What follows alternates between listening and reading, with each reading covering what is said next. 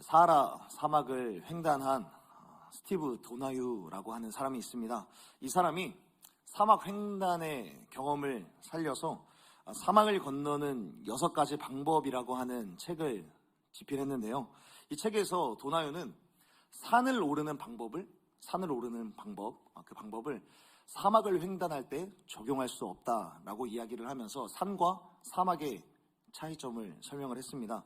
산을 오를 때에는 정상이 명확하게 보일 뿐만 아니라 그 길이 변하지 않기 때문에, 그리고 이 길을 안내해주는 지도가 변하지 않기 때문에 이미 개척되어 있는 그런 산길을 따라서 정상을 향해 올라가는 그런 산행은 얼마든지 가능하고 지도를 따라 걷는 길은 얼마든지 가능하지만 사막에서는 지도와 길이 무의미하다라고 이야기를 합니다. 사막에서는 지도와 길이 무의미한 것은 아무리 길을 표시해 두어도 내일 아침이 되면 사막의 기후에 따라서 표시해 두었던 길이 얼마든지 어긋나질 수 있고 지워버려질 수 있기 때문에 사막에서는 지도가 의미가 없다라고 이야기를 합니다. 그러면서 도나유는 이야기를 하죠. 우리의 인생도 길이 명확한 산악 등반보다는 방황에 가까운 사막과 같은 시간이 많다라고 이야기를 합니다. 그렇지 않습니까? 우리가 무엇을 해야 할지, 무엇을 준비해야 될지, 어떤 사역을 해야 할지, 또 누구를 만나야 할지, 어디로 가야 할지, 그리고 내가 이러한 장소를 정해놓고 목표를 정해놓고 걸어가다가도 어떠한 일들을 맞닥뜨릴지 알지 못할 때가 굉장히 많이 있죠. 그러면서 내일을 알 수 없는 불모지의 땅을 걸어가는 것과 같은 그런 두려움과 긴장감을 우리들은 날마다 경험하면서 살아가게 되는 것이죠. 내가 꿈꾸고 있었던 진학과 취업의 지도가 접혀져 버리게 되는 그런 일들, 사람을 만나는 관계에서도 거절을 당하는 일들도 굉장히 많이 있고, 바울처럼 하나님의 비전이 명확함에도 불구하고 하나님의 비전을 따라갔지만 믿었던 그런 선교지에서 배척을 당하고 핍박을 당하는 일들이 일어나고, 내가 교회를 섬기고 내가 선교를 나가고 여러 가지 사역을 하면서도 사막과도 같은 모래바람과도 같은 그런 여러 가지 시험들이 찾아올 때면 도리어 우리에게 있었던 은혜마저도 잃어버리게 되는 그런 경험들을 우리들은 많이 하게 됩니다. 그러니 우리의 인생도 사실상 사막과 같이 지도는 무의미한 것이 되는 것이죠. 그렇다면 여러분, 지도가 없는 인생에서 우리들은 과연 어떤 것을 쫓아가야 할까요? 길이 없는 우리네 인생에서, 사막과도 같은 곳에서 우리들은 과연 무엇을 쫓아가야 할까요? 지도가 의미가 없다면, 지도가 필요가 없다면 과연 우리들은 무엇을 바라보면서 살아가야 할까요? 다시 도나유의 이야기로 들어가면 사막을 건너는 첫 번째 방법에 대해서 이렇게 설명을 합니다. 사막에서는 지도가 필요 없다. 다만 나침반을 따라가야 한다라고 이야기를 합니다. 지도를 따라가는 것이 아니라 나침반을 따라가야 한다라고 이야기를 하면서, 심지어는 나침반이 고장이 나도 나침반을 계속 따르는 훈련을 하면 사람의 방향 감각이 비약적으로 성장을 하면서 내가 어디로 가고 있는지를 알게 되는, 그리고 본능적으로 북쪽이 어디인지를 알게 되는 방향 감각의 향상이 일어난다라고 이야기를 합니다. 그러니 사람의 인생에는 지도가 필요 없습니다. 대신 나침반이 필요한 것이죠. 그렇다면 우리의 인생에서 나침반은 과연 무엇일까요? 우리의 인생에서 나침반이 되어야 할 것, 사랑하는 여러분, 여러분들에게 간절히 소원하고 축복합니다. 성령 하나님이 우리의 나침반이 되셔서 우리가 걸어가는 이 인생 속에서 어떠한 풍랑과 어떠한 장애물과 어떠한 시험이 우리들 가운데 들이닥칠지라도 성령께서 우리의 인생의 나침반이 되어주셔서 우리의 인생을, 우리의 좌표를 찍어주실 줄로 믿는 저와 여러분이 되기를 간절히 소원하고 축복합니다. 사람의 인생에는 지도가 필요 없으니 성령께서 우리 인생의 나침반이 되어주시기를 우리들은 기도해야 되는 것이죠. 그렇기 때문에 우리들은 하루 이틀 매일 매 순간 속에서 성령님께서 나의 길을 지도해 주시기를, 나의 길을 열어주시기를 우리들은 기도해야 할 줄로 믿습니다. 오늘 본문에서는 사막과도 같은 자신의 인생에서 길을 잃어버리는 한 사람의 이야기가 나옵니다. 바로 바울의 이야기입니다. 사도 바울은 하나님의 사도였고, 지난 2주 전에 우리가 함께 살펴보았던 대로 비전이 명확한 사람이었습니다. 하나님의 비전이 있었던 사람이었고, 또 영적인 사람이었는데, 그럼에도 불구하고 그런 사람도 사막과 같은 인생에서 길을 잃어버리게 되고 삶의 여정이 완전히 뒤틀려 버리게 되는 그런 사건이 일어납니다. 그러나 성령께서 그의 인생의 나침반이 되어주셔서 그를 인도해 주시는 사건이 오늘 본문 가운데 기록이 되어 있습니다. 오늘 본문에 등장하고 있는 사도 바울, 이 사도 바울에게는 평생에 이루고 싶은 한 가지의 비전이 있었습니다. 그 비전은 이방인의 사도요, 이방인의 스승이다라고 하는 확실한 비전이 있었던 사도 바울이었기 때문에 모든 이방인들에게 복음을 전하는 비전, 그러나 특별히 자신은 로마를 거쳐서 스페인으로 가서 복음을 전하고자 하는 하나님의 비전이 명확한 그런 사람이었습니다. 로마를 거쳐서 스페인으로 가고자 하는 그런 마음이 확실히 있었던 사람이었던 것이죠. 이러한 비전은 3차 전도 여행을 하면서 고린도라고 하는 지역에 있었을 때부터 간절한 소원이자 비전이었습니다. 그렇게 고린도라고 하는 지역에서 로마를 향하여서 나아가고자 했었는데, 그런 생각을 가졌을 때 고린도 교회에 문제가 터지게 되죠. 은사의 문제, 다툼의 문제, 음행의 문제, 우상숭배의 문제, 여러 가지 문제가 막 터져 나오지만, 그러나 가까스로 하나님의 은혜로 말미암아 이 고린도 교회를 정상화시킨 다음에 로마로 가고자 하는 그 뜻을 여러 번 수차례 로마서를 통하여서 피력을 한 것을 우리들은 확인할 수 있습니다. 여기에서 잠시 이 로마와 고린도, 그리고 오늘 본문에 등장하는 예루살렘이라고 하는 지역을 지도로 우리가 생각을 해보면, 중심에 고린도가 있고, 이 고린도라고 하는 지역에서 서쪽 지역에 로마가 있는 것이고, 더 서쪽으로 스페인이 있는 것이죠. 그러니까 이 사도 바울은 고린도라고 하는 지역에 있었을 때부터 서쪽, 이 로마라고 하는 곳을 계속해서 나아가고 싶었던 것입니다. 그런데 이 로마를 방문하기를 원했었던 진짜 이유는 좀 세 가지가 있었는데, 첫 번째는 이 로마 교회를 향한 양육의 목적이 있었습니다. 양육을 위해서 로마로 꼭 가고 싶었던 것이죠. 로마 성도들이 예수님을 믿고 성령의 충만함을 많이 경험을 했는데, 그러나 복음이란 무엇입니까? 예수님이 왜 우리를 위해서 돌아가셨습니까? 라고 하는 기독교의 기본적인 질문에 대해서 이야기를 하지 못하는 그런 이야기들을 듣게 되는 것이죠. 그래서 이 로마 교회 성도들에게 나아가서 예수님이 어떤 분이신가, 예수님께서 이 땅에 왜 오셨는가, 참된 복음이란 무엇인가에 대하여서 알려주고 싶은, 그래서 예수님을 믿는 그들을 더 성장시키고 싶은 그런 마음 때문에 로마로 나아가고 싶었습니다. 그리고 두 번째 이유는 선교 때문이었습니다. 로마 교회에 가서 로마 성도들뿐만 아니라 그곳에 있는 수많은 사람들, 로마 시민들을 선교하고 또 전도하고자 하는 그런 목적 때문에 로마로 가고 싶었던 것이죠. 그리고 세 번째로는 방금 전에 말씀드렸다시피 스페인을 가고자 원했습니다. 그래서 로마 교회로부터 후원을 받아서 그 후원금을 가지고 스페인이라고 하는 땅에 가서 복음을 전하기를 원했던 것이죠. 그렇다면 바울이 왜 굳이 스페인에 가려고 했을까?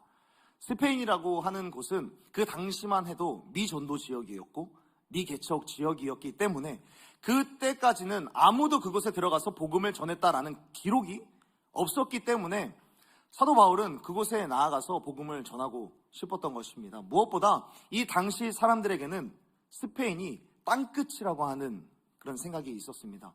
그도 그럴 것이 콜럼버스가 아메리카 대륙을 발견하기 이전이었기 때문에 그 당시 모든 사람들이 모든 이방인들, 그리고 유대인들도 그렇고 로마인들도 그렇고 모든 사람들이 이 스페인을 땅끝이라고 생각을 했습니다. 예수님께서는 이 땅에 마지막 지상명령을 하셨을 때 이 말씀을 하셨습니다. 땅끝까지 이르러 내 증인이 되라. 이 말씀이 늘 사도 바울의 심장을, 그리고 그의 발걸음을 계속해서 움직였던 겁니다. 그래서 사도 바울은 아무도 복음을 전하지 않았던 그 미개척 지역, 미전도 지역이었던 땅끝이었던 스페인으로 나아가서 예수님의 이 명령을 하루속히, 하루빨리 완수하고 싶은 그런 마음이 있었던 것이죠. 그래서 스페인으로 가려고 했었던 겁니다.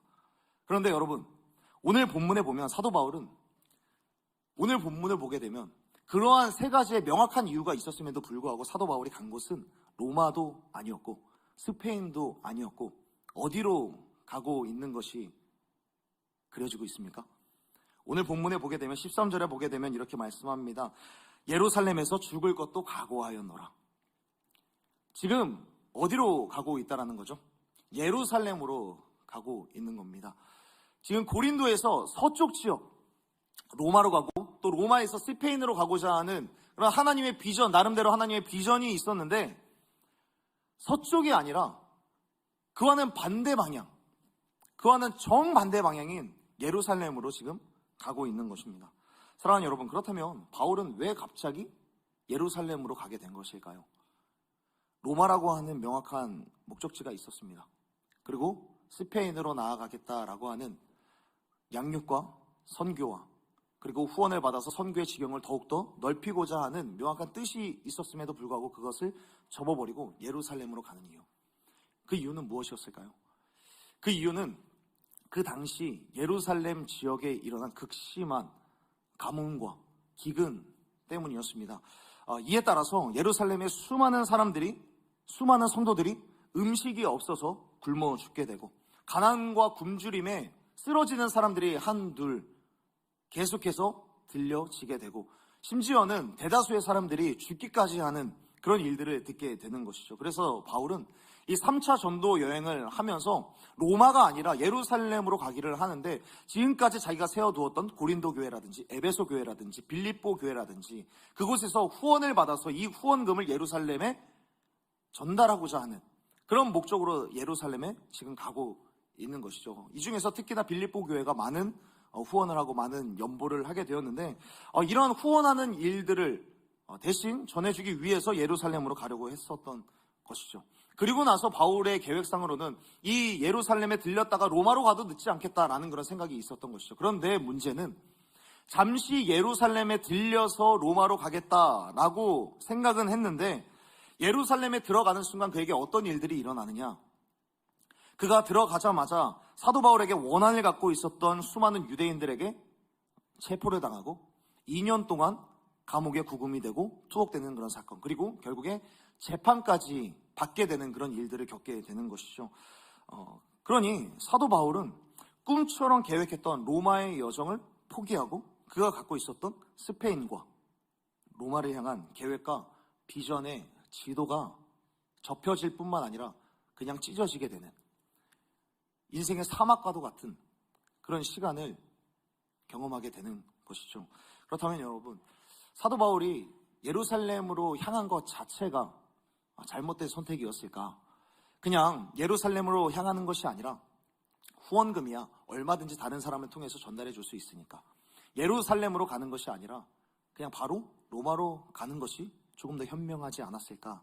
우리들은 생각해 볼 수 있을 것 같습니다. 그런데 여기에 대해서 사도 바울은 어떻게 생각을 하는가?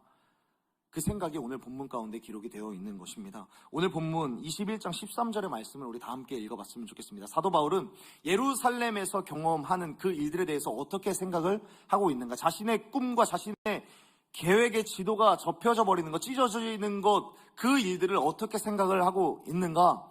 21장 13절 다 함께 읽도록 하겠습니다. 시작! 바울이 대답하되 여러분이 어찌하여 울어 내 마음을 상하게 하느냐? 나는 주 예수의 이름을 위하여 결박당할 뿐 아니라 예루살렘에서 죽을 것도 각오하였노라 하니, 바울이 고린도라고 하는 지역을 떠나서 이제 예루살렘으로 향하게 되는데 예루살렘에 가다가 돌레마이라고 하는 그 곳에 잠시 머물게 됩니다. 돌레마이라고 하는 곳에는 예루살렘 교회 초대교회 7 집사 중에 한 분인 빌립이라고 하는 집사님이 머물던 곳이었는데 그곳에 잠시 머물면서 시간을 보내고 있게 되는데 거기 있을 때에 거기에 며칠이 지났을 때에 초대교회, 이 당시에 굉장히 유명했었던 아가보라고 하는 선지자가 찾아오게 됩니다. 이 아가보라고 하는 선지자가 빌립의 집에 찾아오더니 갑자기 이상한 행동을 하나 하게 되는 것이죠. 이 사람이 바울의 띠를 가지고 갑자기 자기의 손발을 묶게 되는 것이죠. 자기의 손발을 묶으면서 이 띠의 임자가, 이 띠의 주인인 바울 당신이 예루살렘에 들어가게 되면 이런 일을 겪게 될 것입니다 라고 예언을 하게 되는 거예요. 바울이 지금 예루살렘으로 가게 되는 것도 이 아가보 선지자는 알고 있었고, 바울 당신이 지금 예루살렘에 가게 되면 지금 내가 행동한 것처럼 당신은 체포가 될 것이고 이방인의 손에 넘겨지게 될 것입니다 라고 예언을 하기 시작을 하는 거예요. 여러분, 이 당시에 이 아가보 선지자, 이 선지자의 예언은 틀림없는 사실입니다. 이 사람이 이야기하면 틀림없이 일어납니다. 이 사람이 예언을 하면은 반드시 일어나기로 유명한 사람이 바로 아가보 선지자였던 것이죠. 굉장히 정확하다고 알려져 있었는데 이 사람이 예언을 하는 그 일들이 모든 사람들, 그곳에 빌립 집사님만 있었던 것이 아니라 그곳에 바울을 배웅하기 위하여서 나온 바울의 제자들도 있었고 그곳에는 특히나 누가라고 하는 사람도 있었습니다. 그러니까 그 사람 앞에 예루살렘에 가게 되면 겪을 일들을 지금 보여주고 있는 거예요. 그래서 그곳에 모여있는 사람들이 이 일을 보자마자 바울에게 이야기를 하는 거죠. 지금 당장 발걸음을 옮겨서 이제 예루살렘으로 갈 것을 취소하고 당신이 원래 계획을 했었던 로마로 돌아가십시오. 로마로 한번 가십시오 라고 이야기를 하는 거예요. 예루살렘으로 가려던 계획을 포기하십시오 라고 이야기를 하는 것이죠. 그때 바울은 뭐라고 이야기를 합니까? 그때 바울이 뭐라고 이야기를 하냐면 13절에서 이야기를 하는 것이죠. 왜 울면서 내 마음을 아프게 하십니까? 왜 울면서 내 마음을 아프게 하십니까? 내가 지금 예루살렘으로 가야 하는 것이 하나님의 뜻이고 주의 뜻입니다. 내가 하나님의 뜻을 따라서 예루살렘에 가게 되는데 예루살렘에 가서 당하는 이 체포를 당하고 그곳에 가서 죽는 것, 나는 그것까지도 다 각오하고 있습니다 라고 이야기를 합니다. 그러니 나를 더 이상 슬프게 하지 마십시오 라고 그곳에 모여있는 사람들, 빌립과 아가보 선지자 그리고 그의 수많은 제자들 그리고 누가에게 이야기를 하는 것입니다. 여러분, 사도 바울의 이 말이 이해가 되십니까? 사도 바울이 예루살렘으로 가는 이 이유가, 여러분, 이 말이 여러분 이해가 되십니까? 예루살렘으로 굳이 가야 하는 그런 이유가 있습니까? 지금 아가보 선지자가 경고를 하고 있지 않습니까? 지금 예루살렘으로 가면 당신은 체포를 당하고 끝내는 죽을 수도 있습니다 라고 이야기를 합니다. 그렇다면 반문해 볼 수 있죠. 예루살렘에 가는 것이 꼭 하나님의 뜻이 맞습니까? 라고 우리들은 반문해 볼 수 있을 것 같습니다. 우리가 2주 전에 보았던 대로 사도 바울은 영적인 사람이었고 비전의 사람이었습니다. 사도 바울이 예루살렘에 가는 것도 하나님의 뜻이라고 확신을 받았는데 그가 지금까지 세웠던 계획들, 로마를 가고 또 스페인을 가겠다라고 하는 그 계획들이 과연 사도 바울이 그냥 한순간 내가 하고 싶은 일로서 정해놓은 일이었을까요? 영적인 사람이었던, 그리고 이방인의 스승, 이방인의 사도였던 그 사람은 하나님으로부터 오는 음성을 듣는데 즐겨하는 그런 사람이었습니다. 이 사도 바울이 로마로 가고 스페인으로 가는 그 일들, 그 계획들을 그릴 때에는 이것이 하나님의 뜻이다라고 하는 분명한 확신이 있었을 겁니다. 그러니 이 길로 가도 아무런 문제가 없었을 수도 있다라는 겁니다. 꼭 예루살렘으로 가는 것이 하나님의 뜻이 아닐 수도 있다라고 생각해 볼 수 있다라는 것이죠. 지금까지 그렸던 꿈의 지도를 왜 찢어버리고, 왜 스스로 접어버리고, 왜 굳이 그 위험천만한 예루살렘으로 가야 하는 것입니까? 라고 이야기를 하는 거예요. 그러나 바울이 예루살렘으로 가는 그 이유, 예루살렘이라고 하는 곳으로 가기로 각오한 것은 사막과 같은 자신의 인생 가운데 이미 성령님의 나침반이 예루살렘으로 향했기 때문에 바울은 예루살렘으로 향하기를 결정을 하는 겁니다. 바울의 마음 가운데 확신을 가졌던 예루살렘으로 향한 성령 하나님의 나침반이 있었다라는 거예요. 그렇다면 성령 하나님의 나침반은 뭐였을까? 바울 마음 가운데, 바울의 영혼 가운데 가르쳐주고 있는 성령 하나님의 나침반은 과연 어디였을까? 과연 무엇이었을까? 로마서 15장 25절부터 27절의 말씀을 우리가 함께 읽어봤으면 좋겠습니다. 로마서 15장 25절부터 27절까지의 말씀에 이렇게 기록이 되어 있습니다. 우리 25절부터 27절까지 함께 읽도록 하겠습니다. 시작.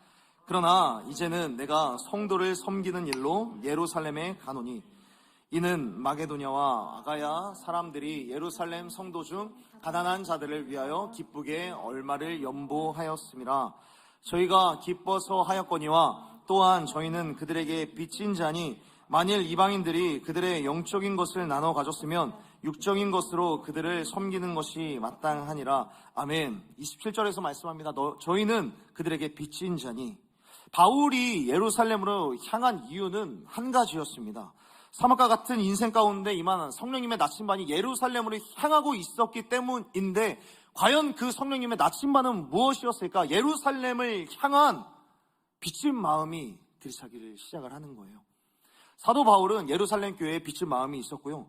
그리고 고린도 교회와 에베소 교회와 빌립보 교회 모든 교회들도 예루살렘 교회를 향한 빚진 마음이 있었습니다. 그 빚진 마음이 있었을 때에 예루살렘 그 지역을 향한 예루살렘 교회를 향한 하나님의 눈물을 보게 되는 거예요. 하나님의 눈물이요. 그렇다면 하나님의 눈물은 무엇인가? 너무나 많은 성도들이 고통당하고 있고, 너무나 많은 사람들이 기근과 가뭄에 괴로워하고 있고 쓰러져 가고 있고, 심지어는 그 해에는 안식년이 겹쳤기 때문에 신실한 사람들은 농사도 짓지 않고 그저 휴직을 하면서 지내야 했는데, 그렇기 때문에 더 많은 사람들이 가난에 처해서 궁핍에 의하여서 쓰러져 가고 있었던 것입니다.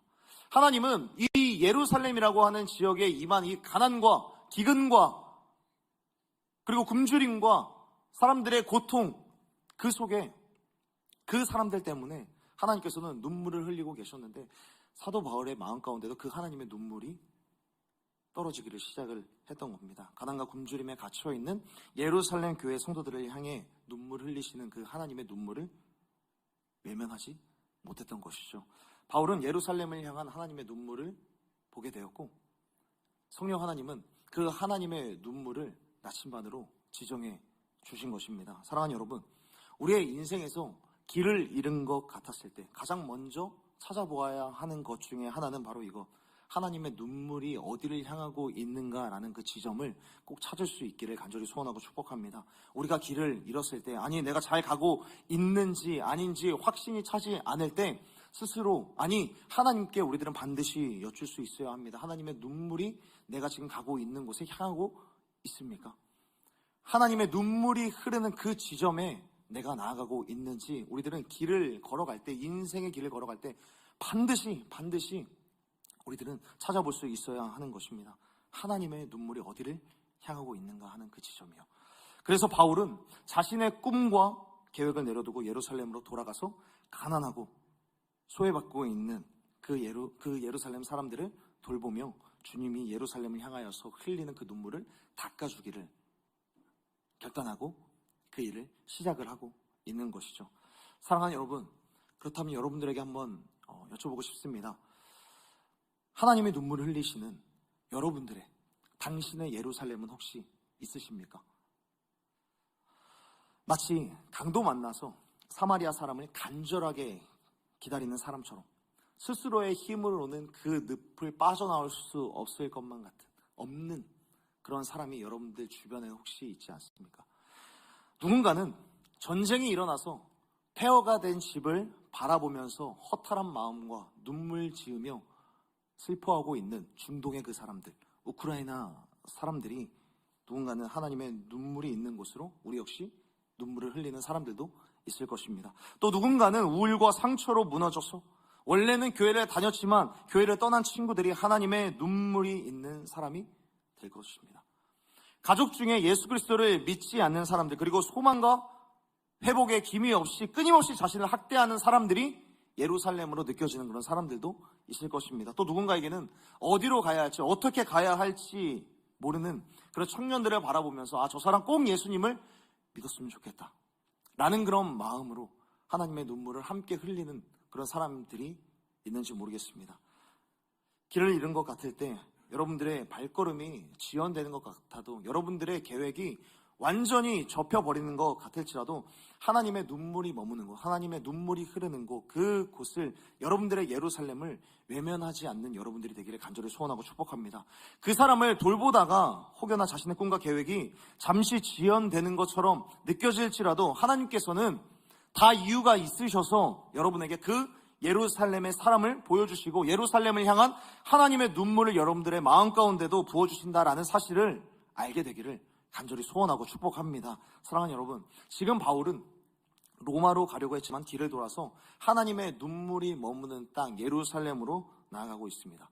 이것은 사도 바울의 인생에서 사도 바울이 지금까지 그렸던 자신의 인생을 완전히 돌아가는, 그러니까 지연되는 것처럼 느껴지는 그런 이름에 틀림이 없습니다. 그런데 사도 바울은 이 여정 속에서 놀라운 하나님의 인도하심을 경험하게 됩니다. 바울이 체포된 이후에 예루살렘에서 실제로 아가보의 예언처럼 그는 체포가 되어서 2년 동안 감금이 되고 구금이 됩니다. 그런데 하나님께서 아가보를 통하여서 준 예언의 비밀이 사실 아가보도 몰랐고 그곳에 있었던 빌립도 몰랐고 그리고 그곳에 있었던 누가도 몰랐고 바울도 몰랐던 비밀이 체포가 된 이후에 드러나게 되는데요. 바울은 예루살렘에서 체포되어서 재판을 받기로 결정이 됩니다. 체포가 돼서 2년 후에 재판을 받기로 결정이 되는데 이 재판을 받기 위해서 가이사랴라고 하는 곳으로 옮겨지게 됩니다. 가이사랴라고 하는 이 곳에서 이송이 되지만 그는 끝내 로마 시민권자였기 때문에 가이사랴에서 판결을 받는 것이 아니라 반드시 로마 황제가 있는 로마 법정에서 판결을 받게 되는 것이죠. 그러니까 로마의 법정, 로마라는 곳에 가서 결국에 판결을 받아야만 하게 되는 것입니다. 로마로 갈 수밖에 없게 되는 거예요. 어디로 가게 된다고요? 로마요. 여러분, 바울이 예루살렘으로 오기 전에 어디로 가고자 마음을 먹었었다고요? 로마로요. 로마로 가서 스페인으로 가고자 원했습니다.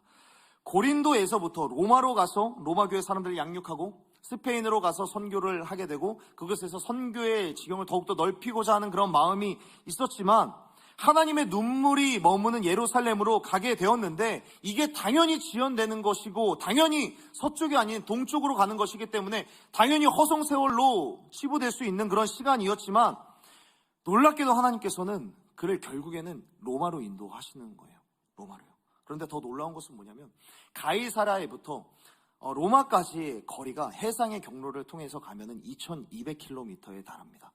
여러분, 이 당시의 사람들이 2200km의 이 길을 배를 타고 여행을 한다라는 것은 일단 첫 번째로 천문학적인 비용이 듭니다. 천문학적인 비용이 들고 그리고 안전상으로도 무엇도 보장받을 수 없는, 담보할 수 없는 굉장히 위험한 일입니다. 그러니까 사도 바울은 어차피 예루살렘에 잠시 후원금을 주고 그곳에서 잠시 로마로 가려고 해도 이 두 가지의 문제가 걸리는 거예요. 비용의 문제가 걸리고 그리고 안전상으로 내가 정확하게 갈 수 있을까라고 하는 이 문제가 걸리게 되는 것이죠. 그러니까 이 바울도 사실 로마로 가기 전에 로마라고 하는 목적지는 정해져 있는데 사실 로마로 어떻게 가야 될지에 대한 구체적인 계획은 세울 수가 없는 거죠. 내가 지금 예루살렘으로 가서 이 후원금을 전달을 해주고 내가 로마로 가긴 가야 되는데 로마로 가려면 어떻게 가야 하지? 내가 지금 일단 가지고 있는 돈도 없는데 사람들에게 아무리 후원금을 받아도 내가 로마까지 갈 수 있는 비용이 없고 내가 과연 안전하게 로마까지 잘 도착할 수 있을까에 대한 확신도 없는 겁니다. 그러니까 어떻게 가야 할지를 모르겠는 거예요. 그러니까 우리도 그렇지 않습니까? 우리 인생 가운데 하나님이 내가 너를 통하여서 우리 교회를 성장시킬 어떤 목표가 있어. 내가 너를 통하여서 요식업계를 변화시키고 우리 하나님께서 금융권을 변화시키고 종교계를 변화시키고 교육계를 변화시키는 그런 하나님의 목표에 하나님의 비전의 실마리를 주시는데 내가 어디로 가야 될지 그것은 아는데 어떻게 해야 될지를 모르는 거죠. 목표, 왜요? 어디로 가야 되는지는 알겠는데 어떻게, how, 이 방법을 모르는 그 시절이 청년의 시절 아니겠습니까?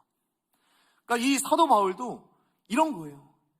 어떻게 가야 될지를 모르는 거죠. 그런데 더 답이 없는 사람처럼 더 지연되는 방식인 예루살렘을 향하여서 갔다는 말이죠.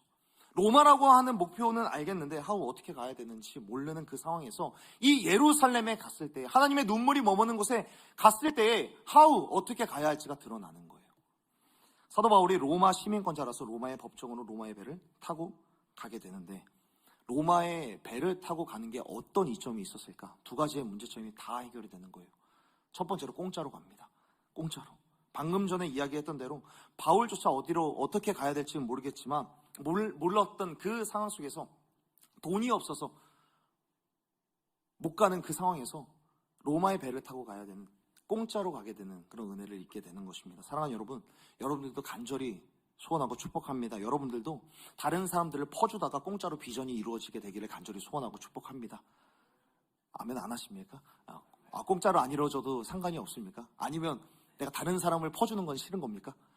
여러분, 다른 사람들을 퍼주다가도 하나님께서 공짜로 여러분들의 비전이 이루어지는 그런 놀라운 은혜가 여러분들 가운데 있기를 간절히 소원합니다. 하나님의 사람으로서 다른 하나님의 사람들을 돕다가 하나님께서 여러분들을 도와주시는 그런 역사가 여러분들의 삶 가운데 충만하기를 간절히 소원하고 축복합니다. 그렇기 때문에 사랑하는 여러분, 손해가 확정된 거래를 하십시오. 하나님 앞에서는 그러셔도 됩니다. 하나님 앞에서 손해가 확정된 거래를, 다른 사람들을 위해서 헌신을 하고 시간을 들이고 물질과 헌신, 섬기는 일들을 얼마든지 하십시오. 헛수고처럼 느껴질 수도 있겠죠. 헛수고처럼 보일 건데, 가만히 보면 성경은 가난한 자들, 소외받는 자들, 약한 자들, 작은 자들, 그들에게 행하는 것이 예수님께서는 이것이 나에게 하는 거다라고 이야기를 합니다. 이 말은 뭐냐면, 내가 가난한 자들에게 행하는 건, 내가 가난한 자들을 위하여서 내가 도움이 필요한 사람들, 헐벗은 사람들, 궁핍한 사람들을 내가 퍼줄 때에 이것을 오히려 하나님께서 내가 부어주는 거다. 그러니까 이 행동들이 하나님으로 하여금 빚을 지게 만든다라는 거예요. 하나님으로부터. 그렇기 때문에 사랑하는 여러분, 우리 하나님은 결코 독식하는 분이 아니십니다. 하나님께서는 받은 것이 있다면 반드시 그 배, 아니 30배, 60배, 100배의 결실로 우리들에게 주시는 분이라는 사실을 꼭 믿고 우리 주변에 있는 사람들에게 퍼주는 것을 즐겨하는 여러분들이 되기를 간절히 소원합니다. 그것이 예수님께 꾸어드리는 것이기 때문입니다. 그때 우리 하나님께서는 그러한 모습을 보시고 우리의 비전을 공짜로 이루어주시는 그 하나님이심을 믿는 저와 여러분이 되기를 간절히 소원합니다. 하나님이 받으시면 그것을 받기만 하고 입 싹 닫는 분이 아니시라 우리들에게 더욱더 놀라운 것들을 주시는 그 하나님을 신뢰하는 여러분이 되었으면 좋겠습니다. 또한 우리가 2200km의 그 해상을 걸어갈 때, 그 배를 타고 갈 때 어떤 이점이 있었을까? 안전하게 간다라는 것. 여러분, 이 당시에 사도 바울을 죽이려고 하는, 예루살렘에는 사도 바울을 죽이려고 하는 그런 암살자들이 굉장히 많이 있었습니다. 이 사람들이 어느 정도까지 결사각오를 하냐면, 이 사도 바울을 죽이기 전까지는 내가 먹지도 마시지도 내가 잠도 자지 않겠다라는 그런 결사각오를 했습니다. 그런데 사도 바울이 예루살렘에 오자마자 체포가 되는 거예요. 체포가 되고 바로 감옥에 끌려가게 되니까 어떻게 하지를 못하는 거죠. 그리고 로마로 가기까지 로마의 배를 타고 가니까 이 암살자들이 바울을 죽이려면 누구를 뚫어야 됩니까? 로마의 군사들, 로마의 군인들, 로마의 경호를 뚫고 바울에게 가야 되는 거예요. 그러니까 어떻게 하지를 못하는 거죠. 그렇기 때문에 바울은 예루살렘에 들어가도 체포가 되었지만 체포가 됨으로 말미암아 오히려 더 안전하게 2년 동안 있을 수 있었고, 이 2년 이후에도 로마에 가는 그 길 역시 사람의 위협으로부터 안전하게 로마로 갈 수 있게 되는 것이죠. 사랑하는 여러분, 하나님은 어떤 사람을 인도하시는가? 길을 잃은 것 같을 때 내 인생도 바빠 죽겠고 내 비전도 이루어야 되는데 내가 왜 손해를 보면서 내가 왜 어려운 사람을 도와주어야 하는가? 그 이유는 하나님께서는 하나님 자신의 눈물을 외면하지 않는 사람을 비전의 나침반으로 인도해 주시기 때문입니다. 하나님은 하나님의 눈물을 외면하지 않는 사람을 인도해 주신다는 것이죠. 그러므로 하나님의 비전은 누구의 것인가? 내 인생의 비전과 내 인생의 꿈이 있지만 남들보다 손해를 보는 것 같더라도 하나님의 눈물이 머무는 곳을 향하여서 내가 섬기고 나의 것을 드리고 그곳을 내 마음에 담을 줄 아는 사람, 그곳에 나아가서 하나님의 눈물을 닦아주는 사람, 하나님의 눈물을 닦으며 치유해주는 사람, 가난하고 소외당하는 사람들을 향하여서 눈물 흘리는 사람, 그 눈물에 동참하는 사람을 하나님께서 인도하시고 그 사람을 하나님께서는 지금도 찾고 계신다라는 것이죠. 길을 잃은 것 같은 청년의 시기지만 사랑하는 여러분, 축복합니다. 하나님의 눈물이 있는 예루살렘을 외면하지 않는 여러분들이 되기를 간절히 소원하고 축복합니다. 그래서 하나님께서도 여러분의 가난하고 또한 무력한 인생, 파산한 것만 같은 그런 인생, 그런 청년의 때를 하나님께서 갚아주시고 도와주시는 역사를 경험하게 되는 저와 여러분이 되기를 간절히 소원하고 축복합니다. 말씀을 정리하겠습니다. 여러분, 우리는 왜 하나님의 눈물이 흐르는 곳으로 나아가야 하는가? 하나님의 눈물이 흐르는 곳으로 우리가 왜 나아가야 하고 하나님의 눈물을 왜 우리 마음에 담아야 하는가? 우리가 즐겨 부르는 찬양 중에 시간을 뚫고라고 하는 이 찬양이 있습니다. 이 찬양에는 이런 가사가 있죠. 우리가 없는 하늘을 원치 않으셔서 하늘 보좌를 버리시고 세상에 오셨다라는 예수님의 마음이 담겨진 가사가 있습니다. 예수님께서는 편안한 하늘의 보좌를 버리시고 에덴의 계획, 창조의 계획을 다 어그러뜨린 우리를 위해서 이 땅에 오셨고, 하나님을 버리고 탕자처럼 떠난 우리들을 위해서 이 땅에 사람의 몸을 입고 이 땅에 오셨습니다. 사람의 몸으로 오셔서 그냥 안전하게 있으셨던 것이 아니라 이곳에서도 고통당하시고 불편함을 겪으시고 십자가를 겪으시면서까지 우리들을 사랑해 주셨습니다. 예수님께서는 당신의 편안한 하늘을 다 버리고 저와 여러분들을 향하여서 오셨기 때문에 우리들은 매주마다 이곳에서 예수 그리스도의 복음을 듣고 알아갈 수 있는 것이죠. 그렇다면 예수님께서는 우리를 위해서 왜 이렇게까지 하셨냐는 거예요. 예수님께서 왜 우리를 위하여서 하늘의 편안한 보좌까지 다 버리시고 이곳에 오셨을까? 하나님의 눈물이 우리들을 향하고 있었기 때문에. 하나님께서는 우리를 바라보시면서 에덴을 떠나 하나님 자신을 떠난 우리들을 향하여서 눈물을 흘리고 계셨기 때문에 예수님께서는 그 하나님의 눈물을 닦아주시기 위하여서 이곳에 오셔서 하나님의 눈물을 닦아주셨다는 거예요. 그 사명을 감당하시는 그 시간 속에서 예수님께서는 여러 손해를 다 맛보셨죠. 그 아픔들 다 감내하셨죠. 사랑하는 여러분, 하나님의 뜻대로 그리고 예수님의 길을 걸어가는 것에는 손해가 있습니다. 그러나 다시 한번 축복합니다. 손해가 확정된 거래를 하십시오. 그렇게만 살아간다면 성령님의 나심만으로 우리의 길을 인도해 주시리라 믿습니다. 지난주에 우리가 VIP를 초청하여서 새생명 축제를 하나님 앞에 올려드렸습니다. 하나님의 눈물이 향하는 그 사람을 데리고 와서 우리가 예배를 했지만, 예배는 끝났을지 모르겠지만, 새생명 축제라고 하는 행사는 끝났을지 모르겠지만, 사랑하는 여러분, 하나님의 눈물이 흐르는 그 영혼을 향한 여러분들의 다짐은 끝나지 않았으면 좋겠습니다. 하나님의 눈물이 흐르는 그곳으로 나아가겠다라고 하는 다짐과 결단은 계속해서 갖고 있었으면 좋겠습니다. 예수님이 자신의 편안한 보좌를 다 버리시고 이 땅에 오신 것처럼, 바울이 자신의 지도를 다 찢어버리고 하나님의 눈물이 향한 예루살렘으로 향했던 것처럼 우리 역시 하나님이 보내신 우리의 예루살렘으로 나아가서 하나님이 원하시는 하나님의 비전을 성취해 나아가는 저와 여러분이 되기를 간절히 소원하고 축복합니다. 예수님께서 하신 것처럼, 또 예수님의 길을 따라갔었던 바울처럼 그렇게 하나님의 눈물을 닦아주는, 그렇게 예루살렘으로 나아가는 저와 여러분이 되기를 간절히 소원하고 축복합니다.